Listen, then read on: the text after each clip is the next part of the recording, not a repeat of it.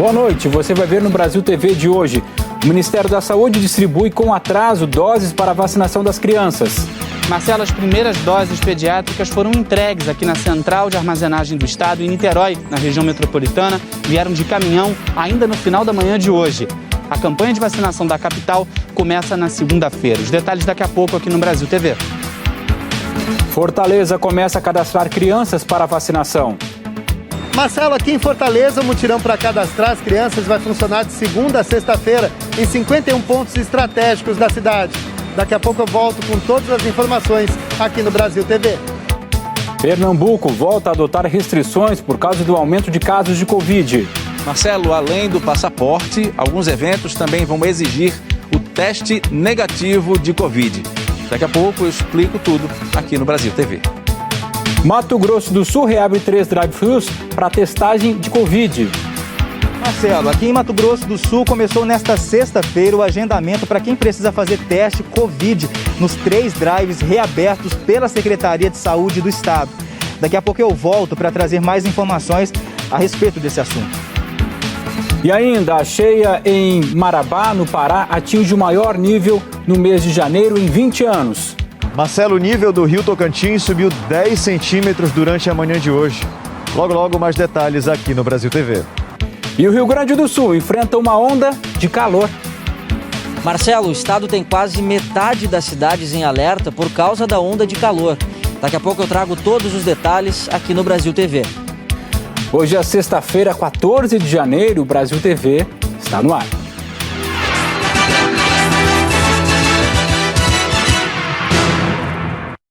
O Brasil TV começa com a chegada das primeiras doses pediátricas para a vacinação das crianças aos estados.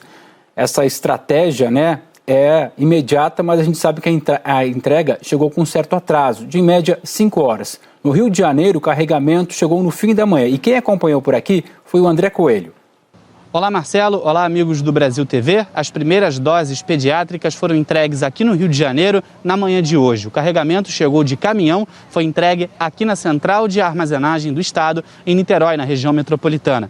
A expectativa é de que as cidades que não quiserem fazer a retirada no local vão receber por helicóptero ou por caminhão ao longo deste sábado. A vacinação começa na capital na segunda-feira com a imunização de meninas de 11 anos de idade. A previsão é que 560 mil crianças sejam vacinadas na cidade até o dia 9 de fevereiro. Elas receberão 2 doses de Pfizer em um intervalo de 8 semanas. O objetivo do Comitê Científico da cidade é fazer com que as crianças sejam vacinadas antes do início do ano letivo. A Secretaria Municipal de Educação também pediu à Anvisa a liberação com urgência dos autotestes de Covid. Isso ajudaria a impedir a propagação do vírus nas escolas. O estado do Rio registrou mais 12.837 novos casos de Covid nessa quinta-feira. O número é considerado um recorde desde o início da pandemia. A média móvel de casos teve uma alta de 1.633%. 12 pessoas morreram pelo coronavírus aqui no estado do Rio nas últimas 24 horas. Tantos casos de Covid aumentaram também o número de internações. Em uma semana, o número saltou de 34 para 303 leitos ocupados. A fila de regulação teve uma alta de 800% na procura. E a quantidade de crianças internadas também chamou a atenção. 13 no total. 3 delas estão na faixa etária que poderão se vacinar a partir de segunda-feira. Das 5 que têm menos de 1 ano de idade, uma está numa unidade de terapia intensiva. Volto com você, Marcelo. O Pará também já recebeu o primeiro lote de vacinas para as crianças. Quem acompanha por lá foi Gustavo Ferreira. Aqui no Pará chegaram hoje de manhã as primeiras 62 mil doses de vacinas da Pfizer contra o coronavírus destinadas a crianças de 5 a 11 anos de idade. De acordo com o governo do estado, houve atraso no repasse dos imunizantes, que estavam previstos para chegar ainda na madrugada. A prioridade é vacinar meninos e meninas com comorbidades e também crianças indígenas, seguindo uma recomendação do Ministério da Saúde. O Pará possui mais de 9 mil crianças indígenas e a estimativa é que cerca de 50 mil meninos e meninas tenham comorbidades no estado. Na capital, Belém, o público-alvo dessa etapa da vacinação é de mais de 141 mil crianças. A Secretaria Municipal de Saúde informou que vai começar a vacinação contra a Covid nas pessoas de 5 a 11 anos, assim que receber as doses da vacina da Pfizer específicas para essa faixa etária, o que deve ocorrer na semana que vem. e que a imunização vai acontecer dentro dos critérios estabelecidos pelo Ministério da Saúde. Para a imunização deste público, será necessária a autorização dos pais. Caso os responsáveis estejam presentes no momento da vacinação, não será preciso apresentar o termo por escrito. O Acre deve receber a carga de vacinas para as crianças ainda esta noite. Eudérico Silva. Oi, Marcelo. Aqui no Acre, as vacinas para as crianças acima de 5 anos devem chegar ainda na noite de hoje, em um voo comercial, após as 22 horas, horário local. Segundo a Secretaria Estadual de Saúde, são mais de 7 mil doses que serão distribuídas para os 22 municípios acreanos. Ainda segundo a Secretaria, a distribuição para as cidades acontece já na manhã de sábado e cada município irá montar o seu calendário e informar os locais de vacinação para o público infantil. Aqui na capital, a previsão é que a vacina comece a ser aplicada na próxima segunda-feira. Em todo o estado, são mais de 120 mil crianças aptas a serem vacinadas. Este primeiro lote deve atender apenas 6% deste quantitativo. Marcelo. O Amapá vai começar a vacinação pelas crianças indígenas. O Paulo Penaforte tem as informações para a gente, direto de Macapá. Olá, Marcelo. O estado recebeu cerca de 6.900 doses na tarde de hoje. O total de doses é proporcional à população. O Amapá tem 0,55% das crianças do país, entre 5 e 11 anos. Ainda hoje, as doses serão enviadas para os 16 municípios do estado, que devem iniciar a vacinação atendendo aos critérios do Ministério da Saúde, priorizando crianças indígenas, quilombolas e com comorbidades.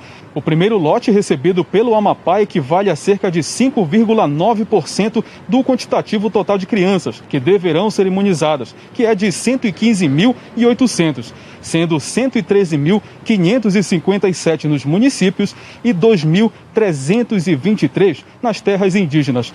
Após o atendimento dos grupos prioritários, haverá o escalonamento por faixas de idade, iniciando com 11 anos, depois 10 e assim sucessivamente. Os municípios ainda não definiram os cronogramas, mas foi definido que não há necessidade de autorização por escrito, desde que pai, mãe ou responsável pela criança acompanhe no momento da vacinação. Voltamos com você, Marcelo. Santa Catarina recebeu no final da manhã o primeiro lote de doses para as crianças. Todas as informações agora com Jean Halpe. Olá, Marcelo. Aqui em Florianópolis, a vacinação para as crianças começa amanhã ao meio-dia em 4 locais da cidade que são usados como pontos de vacinação. Este é um deles, aqui na Universidade Federal de Santa Catarina. A Secretaria Municipal da Saúde informou que amanhã a vacinação para crianças entre 5 e 11 anos de idade, com comorbidade, deficiência ou que convive com pessoas com risco. Os pontos de vacinação vão funcionar entre meio-dia e 7 horas da noite. E as crianças que se vacinarem vão levar para casa uma mudinha, uma muda de planta, de alguma planta nativa aqui de Florianópolis. As vacinas que vão ser aplicadas nas crianças chegaram a Santa Catarina no fim da manhã. Nesta primeira remessa vieram 39.800 doses. O estado enfrenta uma disparada de casos, de acordo com a Secretaria, consequência aí da nova variante e também das festas e aglomerações de fim de ano. Para a gente ter uma ideia, durante todo o mês de dezembro foram registrados 10.600 casos de Covid aqui no estado. E só em 13 dias de janeiro já foram quase 43 mil casos. Marcelo. Fortaleza começou a cadastrar crianças de 5 a 11 anos para receber a vacina contra a Covid. Os detalhes com o Alessandro Torres. Oi, Marcelo. Hoje foi o primeiro dia do cadastro para as crianças de 5 a 11 anos. Esse mutirão está sendo feito aqui em Fortaleza de segunda a sexta-feira, das 8 da manhã às 5 da tarde. E é principalmente para aqueles pais ou responsáveis que não têm internet ou que tenham dificuldade de baixar o aplicativo do governo do estado, no caso aqui o Saúde Digital, que é uma condição para as crianças poderem se vacinar. O mutirão está acontecendo em 51 pontos da cidade, como, por exemplo, os centros de cidadania, os CRAS, centros de assistência social, nos 4 centros de cultura, arte e esporte e também nos 4 terminais de ônibus da cidade, como este aqui, onde os agentes fiscais ficam à disposição das pessoas para fazer o cadastro.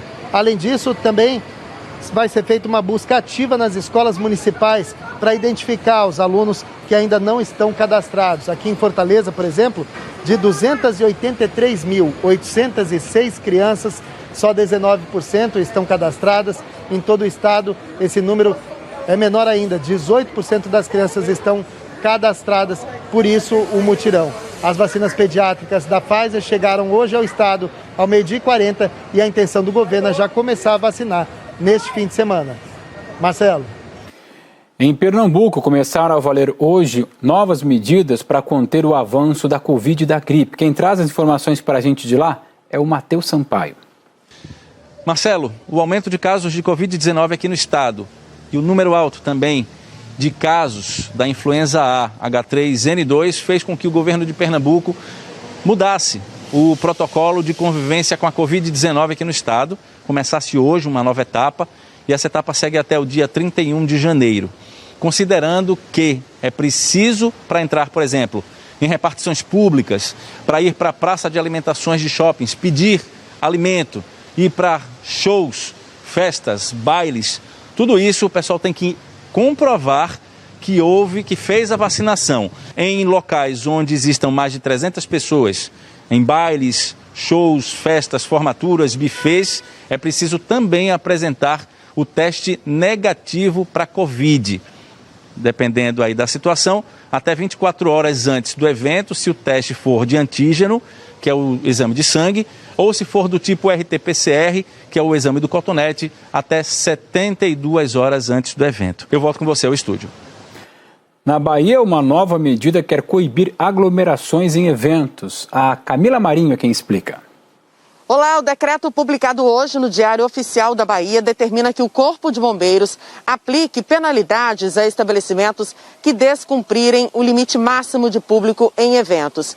Com isso, os estabelecimentos podem ser multados, podem receber advertência, embargo, interdição e até cassação do auto de vistoria realizado pelo Corpo de Bombeiros. Essa é uma medida que vale até o dia 25 de janeiro, mas pode ser prorrogada. Ontem, imagens viralizaram nas redes sociais de uma festa aqui na capital baiana com muita aglomeração. Foi no Terminal Náutico da Bahia, no bairro do Comércio. A empresa responsável pela festa disse que depois do decreto, com novas orientações sobre o evento, chegou a transferir o evento da Arena Fonte Nova para este novo local, com público de 2.580 pessoas pagantes. Lembrando que Salvador tem uma explosão de novos casos de Covid-19 e o Laboratório Central do Estado registrou um aumento de 234% na positividade dos testes para a detecção da doença em relação aos exames realizados na primeira quinzena de janeiro. Camila Marinho, de Salvador, para o Brasil TV. O estado do Rio decidiu suspender as cirurgias eletivas. A Lívia Torres explica que essa medida já começa a valer a partir de segunda-feira. Oi, Marcelo, essa medida vale a partir da próxima segunda-feira e vai durar cerca de 30 dias, ou seja, um mês. De acordo com o secretário estadual de saúde aqui do Rio, Alexandre Kiep, o motivo para o cancelamento dessas cirurgias eletivas é a falta de profissionais. De acordo com uma informação que foi passada pelo secretário ao repórter Edmilson Ávila, há muitos médicos e enfermeiros que foram infectados pela variante Ômicron e estão afastados do trabalho. Segundo o secretário, só na rede estadual, pelo menos 30% dos profissionais estão de licença médica por causa da Covid. Na Secretaria Municipal de Saúde, são 20% de profissionais afastados. As cirurgias eletivas são aquelas que não são consideradas urgentes e que podem ser adiadas sem causar prejuízos aos pacientes, como cirurgias plásticas, por exemplo. Nas unidades federais, essas cirurgias eletivas estão mantidas normalmente. Marcelo, volto com você. E a partir de hoje, Curitiba vai aumentar as restrições justamente para conter o avanço de casos. A Aline Pavanelli conta que os estabelecimentos voltam a ter capacidade de lotação reduzida. Olá, Marcelo. A Prefeitura de Curitiba limitou em 70% a ocupação de estabelecimentos como shoppings, supermercados, lojas, academias, bares, restaurantes, templos e igrejas e também de eventos aqui na capital por causa do aumento de casos de Covid e também por causa da pandemia da gripe H3N2. Curitiba tem atualmente mais de 10 mil casos ativos de Covid. São pessoas que tiveram a confirmação da doença e que continuam transmitindo pelo vírus. A taxa de ocupação de leitos hospitalares também aumentou nos últimos dias. As UTIs exclusivas para pacientes com Covid têm ocupação de 57% e as enfermarias de 69%. O decreto da Prefeitura tem validade até a próxima quinta-feira, dia 20, e Curitiba continua em bandeira amarela, que é de alerta para a Covid-19. Marcelo? Lá em Goiânia vai ter um mutirão de testagem neste fim de semana. O Henrique Ramos é quem nos conta. Olá, Marcelo. A Prefeitura de Goiânia vai oferecer testagem de graça contra a Covid durante todo o fim de semana. São pelo menos 11 locais, pontos de atendimento como este, que funcionam por agendamento no site da Prefeitura e também pelo drive-thru. A procura pelos testes aumentou muito nos últimos dias, o que pode ser um reflexo das festas de fim de ano. O resultado são filas, esperas que chegam a 3 horas, dependendo do dia e do local. Por outro lado, a Prefeitura de Goiânia facilita o acesso à vacina, porque além dos postos de saúde fixos, também tem a van, que cada dia fica estacionada num lugar diferente, com capacidade para vacinar até 2.000 pessoas. A ideia da van é levar a vacina para mais perto da população. Goiás registrou nas últimas 24 horas mais de 6.000 casos de Covid-19, um número que preocupa e reforça a importância da vacinação para evitar os casos mais graves. Voltamos ao estúdio do Brasil TV. Em Campo Grande e outras 2 cidades do Mato Grosso do Sul, os drive-thrus para testes de Covid voltaram a funcionar, e foi hoje pela manhã. Diego Queiroz. Oi, Marcelo. O agendamento para quem precisa fazer o teste Covid começou nesta sexta-feira. A marcação do exame precisa ser feita de forma online no site da própria Secretaria de Saúde de Mato Grosso do Sul. Lá é preciso preencher um formulário informando documentos, número de telefone, sintomas e condições de saúde. Podem agendar o teste pessoas acima de 12 anos sintomáticas e assintomáticas que tiveram contato com casos positivos ou suspeitos. Também poderá agendar teste quem estiver com viagem marcada para o exterior. O ideal é que a coleta seja feita até o final do 7º dia de sintomas. Em Campo Grande, o drive foi montado no estacionamento da sede administrativa de um hospital particular. A estrutura começa a funcionar amanhã, a partir das 8 da manhã, e vai oferecer até 600 testes por dia. Além dos moradores de Campo Grande, pessoas de Dourados, na região sul do estado, e Três Lagoas, na região leste, também já podem fazer o agendamento. Essas 2 cidades receberam os drives que foram erguidos em quartéis do Corpo de Bombeiros. O teste fornecido é o antígeno, teste rápido, também conhecido assim, né? E ele sai no mesmo dia, o resultado é enviado por mensagem de texto para o celular cadastrado, vai para o e-mail também e fica disponível no site da Secretaria Estadual de Saúde. A intenção da SES em ampliar essa oferta de testes é identificar o avanço da doença e oferecer o atendimento médico adequado para os pacientes. Marcelo. Veja depois do intervalo, a cheia em Marabá, no Pará, atinge o maior nível no mês de janeiro em 20 anos. Marcelo, o nível do Rio Tocantins subiu 10 centímetros durante a manhã de hoje. Logo, logo, mais detalhes aqui no Brasil TV. E o Rio Grande do Sul enfrenta uma onda de calor. Marcelo, o estado tem quase metade das cidades em alerta por causa da onda de calor. Daqui a pouco eu trago todos os detalhes aqui no Brasil TV.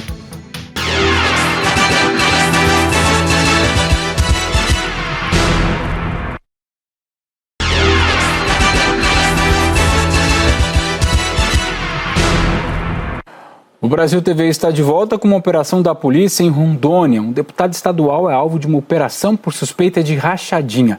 O Fábio Diniz é quem explica pra gente. Olá, Marcelo, tudo bem? A Polícia Civil cumpriu 32 mandados de busca e apreensão aqui em Porto Velho e em Ji-Paraná, interior de Rondônia. Os mandados foram cumpridos em escolas públicas, empresas e no gabinete do deputado estadual Johnny Paixão. De acordo com a Polícia Civil, vários crimes foram praticados partindo do gabinete do deputado, como rachadinha, fraudes em licitações e funcionários fantasmas. De acordo com as investigações que iniciaram há um ano, os prejuízos aos cofres públicos passam de R$1 milhão. Durante coletiva, o delegado Roberto dos Santos, que está à frente do caso, disse que as investigações apontam para outros crimes, como compra de veículos em leilões, e os reparos desses veículos eram pagos com verba pública e posteriormente vendidos. Alvo das investigações, o deputado estadual Johnny Paixão disse que está à disposição da Justiça para prestar qualquer esclarecimento que seja necessário. Johnny Paixão disse ainda que não teve acesso ao inquérito, mas está consciente das suas ações na vida pública e na vida privada. Marcelo. A cheia em Marabá, no Pará, atingiu o maior nível no mês de janeiro em 20 anos. O Mário Carvalho acompanha de perto a subida do nível do Rio Tocantins.